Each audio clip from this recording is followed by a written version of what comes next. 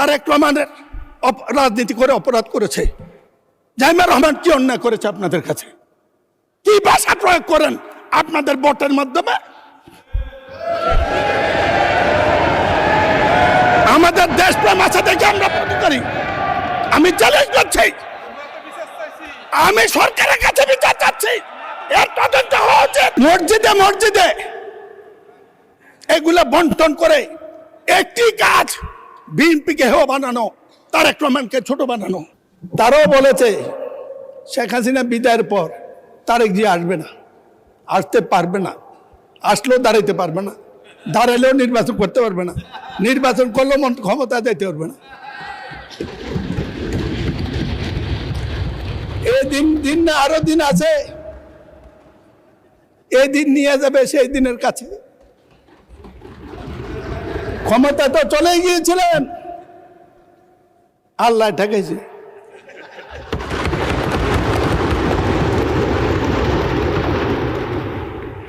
একটি কথা বলতেছে মাননীয় স্পিকার, বাজেট সম্পর্কে 1 ঘন্টা আলোচনা করা যাবে, কিন্তু কিছু কথা ওনাদের সম্পর্কে মানলো যে জাতির সাথে বোধহয় প্রতারণা করবো। আমি এই জন্য কিছু কথা আজকে বলবোই, মাফ করে দেব। ওনাদের সাথে আমার খুব ভালো সম্পর্ক। 68 সনে গোলাম আজমের নেতৃত্বে ঢাকা আন্দোলন করেছি, ডাকে হরতাল করেছি। আমি হরতালের কমিটির আহ্বায়ক ছিলাম বিশ্ববিদ্যালয় ক্যাম্পাসে। সেই গোলাম আজম সাহেব আমার 2য় সংসদ নির্বাচনে আওয়ামী লীগের বিরুদ্ধে জামাতের প্রার্থী আমার এলাকা থেকে প্রত্যাহার করেছিল। আমি আপনাদের কাছে কৃতজ্ঞ। আমি এই কথা স্বীকার করি, জামাত ক্যাডার ভিত্তিক সংগঠন, আপনারা লেখাপড়া করে রাজনীতি করেন, কিন্তু আপনারা যা পড়েন এইটাই পৃথিবীর চরম সত্য, এই কথাটা ঠিক নয়। আর আপনাদেরকে চিনে আরো কঠিন। একটু গল্প বলবো। জি, আপনাকে দেখলে তো আজরাইলও ভয় পায়। ভাই শাহজাহান, মাননীয় সদস্য, জি জি, মাননীয় সদস্য, দয়া করে আমাকে অ্যাড্রেস করে কথা বলুন। Yes sir, yes sir, thank you. Yes sir, একটু সম্পর্কটা ক্লোজ নাহলে খেপে যাবে। সংসদের বাইরে গিয়ে ক্লোজটা দেখাবেন, জি, জি, এখানে জি, আমাকে জি। অ্যাড্রেস করেন প্লিজ। সুতরাং শুধু এই কথাটি বলবো, খুব দুঃখ পাই, এতদিন বেঁচে থাকবো এটা তো কথা ছিল না। তাই সাহেব চলে গেছেন, নেতার দায়িত্বের সামনে থাকলে ভালো হতো। আপনাদেরকে চেনা সত্য কত কঠিন, এই কারণে কঠিন। খন্দকার মোশাররফ সাহেব আছে, 2000 সালে তাহের ভাই সহ এমপি হওয়ার পরে, উনি মন্ত্রী হওয়ার পর আমাদের সব মন্ত্রীদেরকে এমপিদেরকে দাওয়াত দিয়েছে বৌনিয়া। আমি আবার বৌনিয়া কোথাও যাই না, কারণ কোন জায়গায় কে কি বলে দেয় বিপদে পড়বো, ভারত যাই না। তো আমি বৌনিয়া যাই নাই, কয়েকজনে বৌনিয়া যায় না, কিন্তু তার ভাই বৌনিয়া গেছে। ঢুকার পর দেখি একটা কিছু হাঁটতেছে। তাই আমি বললাম যে তার ভাই ভাবি কই? যে ওই যে, আমি বললাম আপনি যে বদলাই আনেন না, এটা কেমনে বুঝবো? মাননীয় স্পিকার, আমাদের হাউসে আমাদের বোনেরা এসছে এমপি হইয়া, আপনি অভিনন্দন জানাচ্ছেন, আমি অভিনন্দন জানাতে চাই। সবাই মেধাবী, 2 জনের বক্তৃতা শুনছি, আগামী দিনে কিছু করতে পারবে, ভবিষ্যৎ আছে, লেখাপড়া জানা। কিন্তু বুঝলাম না তো কারা আপনারা, ভিতরে কে? আপনারা এদিকে দেখতে পারেন, আমরা এদিকে দেখলে কি আছে এটা বুঝবো না, এটা ঠিক না তো। মাননীয় সদস্য প্লিজ, পার্সোনাল ফ্রিডম নিয়ে কথা বলা উচিত না, ঠিক না।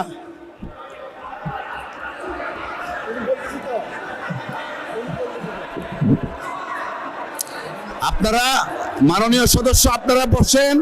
লেট মি স্পিকার বসেন। প্রতিবাদ করা মাননীয় স্পিকার, মাননীয় স্পিকার, মাননীয় সদস্যবৃন্দ আপনারা আমি বসেন। কাউকে কিছু বলিনি, অতীতে একটি ঘটনা আমার গল্প বলেছি। এই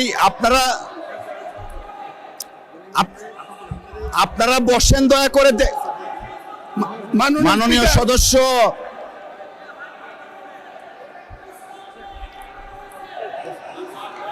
মাননীয় সদস্য আপনি বসেন। মিস্টার মাসুদ আপনি বসেন, বসেন, আপনারা বসেন। মাননীয় speaker, please take your seat all the আমাকে মেম্বার্স। কথা বলতে দিন। মিস্টার নাজিবুর রহমান বসেন, আপনি আমি মিস্টার কাউকে নাজিবুর ছোট রহমান করিনি। বসেন। যদি ছোট হয়ে থাকেন ক্ষমা চাইছি। আমি কাউকে ছোট মিন করিনি বসেন, বলবো। দেখেন আমি কি বলি, বসেন। ঠিক নয়। নাজিবুর রহমান সাহেব বসেন। মেম্বার অফ পার্লামেন্ট আপনারা মাননীয় বসেন স্পিকার। দয়া করে। আহা, সবাইকে তো দেয়া যাবে না, বসেন ওনাদের বসেন। ওনাদের সম্পর্কে মাননীয় জানতে- সদস্য আপনি একটু থামুন দয়া করে, আপনারা ওনাদের বসেন। সম্পর্কে জানতে হলে মিস্টার মাসুদ আপনি বসেন, বসেন বলতেছি। মিস্টার মাসুদ আপনাকে বসতে বলতেছি। Please all of the members take your seat. All of the members please take your seat. বিরোধী দলের চিফ হুইপ আপনি বসেন, বসেন, সকলেই বসেন। মাননীয় স্পিকার, মাননীয় সদস্য আপনি যে বক্তব্য দিয়েছেন পার্সোনাল ফ্রিডম নিয়ে, এই অংশটুকু এক্সপান্স করা হলো। Thank you, thank you. আমি মাননীয় সদস্যবৃন্দ, Thank you. all the honorable members of the parliament, all the honorable members of the parliament, please একটু শুনুন দয়া করে। বল। আপনারা আমরা সকলেই জাতীয় সংসদের নির্বাচিত সদস্য। আমরা যদি আমাদের ডিসেন্সি আমরা না রাখি, আমাদের ডিগনিটি, আমাদের অনার আমরা না রাখি, জাতির কাছে যারা আমাদেরকে ভোট দিয়ে সংসদে পাঠিয়েছে তাদের কাছে আমরা লজ্জিত হব। এই মহান সংসদ গণতান্ত্রিক কার্যক্রম পরিচালনার চারণ ক্ষেত্র। পার্সোনাল ফ্রিডম নিয়ে কেউ কথা ভবিষ্যতে বলবেন না। অসংখ্য ধন্যবাদ। মিস্টার চৌধুরী আপনি আপনার বক্তব্য শেষ করুন, বাকি যে সময়টুকু আছে। ধন্যবাদ সকলকে। স্পিকার, যে সময়টা নষ্ট হয়েছে এটা অ্যাড করবেন। আমি আবারও বলি, এই পরিস্থিতি আমি প্রত্যাশা করি নাই। যদি কোনো শব্দ আকার ইঙ্গিতে কারো আত্মভাবনে লেগে থাকে অবশ্যই আমি অনুরোধ করবো আপনি এক্সপ্রেস করবেন। আমার মনে হয় ভুল বুঝেছেন, এটা বোঝার শক্তি সবার থাকে না। মাননীয় স্পিকার, ওনাদের সম্পর্কে এই জন্য বলবো, পাকিস্তান আন্দোলন, জিন্না মওদুদি মাদাদির ভূমিকা আমার লেখা নয়, বইটি পুরনো। সেদিন পাকিস্তানের সময় তারা পাকিস্তানের বিরোধিতা করেছে। আমরা যখন পাকিস্তানের বিরোধিতা করতে গেছি মুক্তিযুদ্ধের সময়, তখন তারা সমর্থন করেছে। কেন? তখন তারা সমর্থন করেছে। এর পরবর্তী পর্যায়ে দেশনেত্রী খালেদা জিয়া অনেক বিরোধিতার মুখে জাতীয় ঐক্যের প্রশ্নে শহীদ জিয়া যে ঐক্য সৃষ্টি শুরু করেছিলেন, তাকে নিয়ে, জামাতকে নিয়ে। মাননীয় সদস্য, আচ্ছা আমি তো এই চেয়ারটাতে বসা, দয়া করে সকল সদস্য যদি এভাবে হাত উঠান, so what's the rule that I have before you. মাননীয় সদস্য আপনার 4 মিনিট সময় বাড়িয়ে দেয়া হলো, বিকজ ওই সময়টা আপনি কথা বলতে পারেননি। 4 মিনিট সময় আপনাকে দেয়া হলো অতিরিক্ত। ধন্যবাদ। মাননীয় স্পিকার, আপনি বললে এমনি বসে পড়ব, তো আমার প্রতি সুবিচার হয়েছে বলে আমি মনে করি না। ইচ্ছা আপনার। বক্তৃতা শুরু করলেই একটা কিছু হয়ে যায়। ওনাদের সাথে জাতিগত শত্রুতা আমার নাই, তাদের সাথে কাজ করেছি বলেছি পাকিস্তান আমল থেকে। দেশের প্রয়োজনে 2-4টা কথা বলতে এই বয়সে না পারলে সংসদে আর কোনোদিন ডাকেন না। মাননীয় স্পিকার, এই বইটি তাদের, এটা আমার নয়। তার পরবর্তীতে আমরা যখন বাংলাদেশের পক্ষে গেলাম, তারা গেল পক্ষে। এইটা সত্য, জাতীয় ঐক্যের জন্য যে কাজ করেছিলেন, যে ম্যাডামের সাথে বিদেশে দেখার পরে, শেখ হাসিনা বিদায়ের পরে কি এমন ঘটল, তারেক রহমান, মির্জা ফখরুল, সালাউদ্দিনে তাদের এজেন্ডা কি কারণে? মাননীয় স্পিকার, বলতে চাইছিলাম না, একটু মাফ করবেন, করলে জীবনের সময় ধরে তারা আমাকে চ্যালেঞ্জ করুক।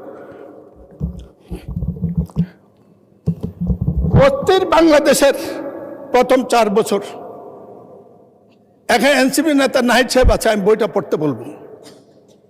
আজকের এই বইতে উল্লেখ আছে স্বাধীনতার পর যা হয়েছে, হাসিনা বিদায়ের পরও তা হয়েছে। বিরোধী দলীয় ঐক্য কারা নষ্ট করেছে এটার জন্য গবেষণা হওয়া উচিত, এটার জন্য সিদ্ধান্ত হওয়া উচিত। কি কারণে বিএনপি প্রতিপক্ষ হলো? মাননীয় স্পিকার কথা বলার সুযোগ কম, তারেক রহমান নীলকণ্ঠ বিষ খেয়ে বিষ হজম করে আওয়ামী লীগের প্রশাসনের এত একটি অভিযোগ করে নাই। শত বিপদের মধ্যে সেদিন বিরোধী দলের নেতারা দাঁড়িয়ে বলছেন তাদের সমবন্টন হয় নাই। 1 ঘন্টার মধ্যে তারেক রহমান তাদের দেওয়ার জন্য অর্ডার দিয়েছেন। আমি সরকারে ছিলাম, আগে জানি। না হইলেও হবে, যার হয় না কোনোদিন হয় না, যার হয় না কোনোদিনই হয় না। যাই হোক, মাননীয় স্পিকার, আমি জিজ্ঞাসা করতে চাই, আপনারা এখানে যা বলেন, বিশেষ করে আপনাদের নেতা, বিরোধী দলীয় নেতা, তিনি আমাদেরও বিরোধী নেতা, আমাদের সংসদের বিরোধী নেতা, তিনি মর্যাদাবান, তার নিরাপত্তা রাষ্ট্রের দায়িত্ব।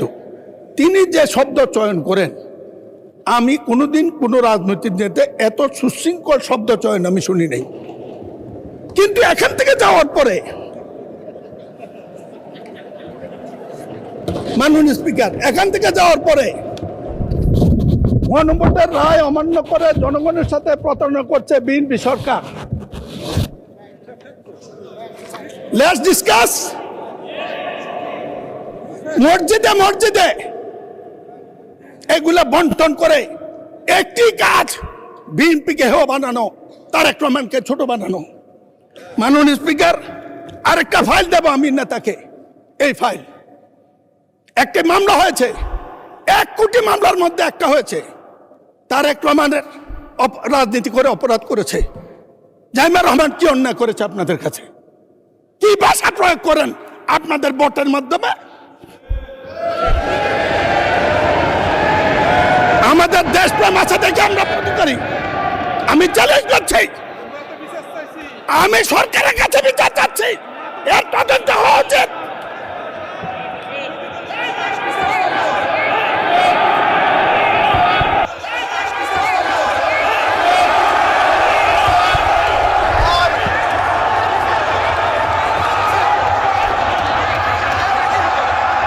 এই মামলার কাগজ আমি দেব।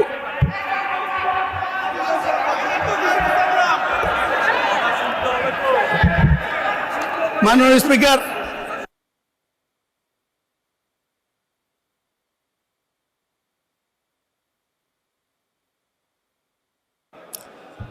মাননীয় সদস্যবৃন্দ, সংসদের বৈঠক আসরের নামাজের জন্য 30 মিনিট 30 মিনিটস বিরতি দেওয়া হলো।